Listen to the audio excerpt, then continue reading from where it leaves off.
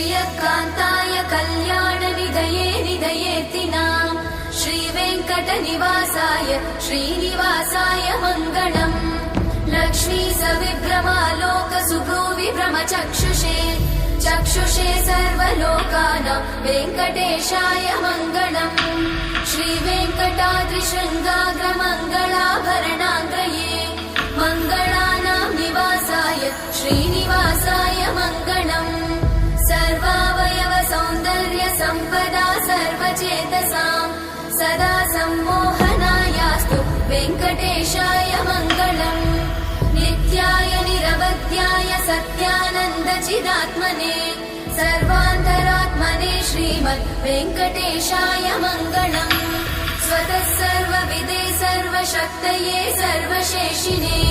सुलभाय सुशीलाय वेङ्कटेशाय मङ्गलम्।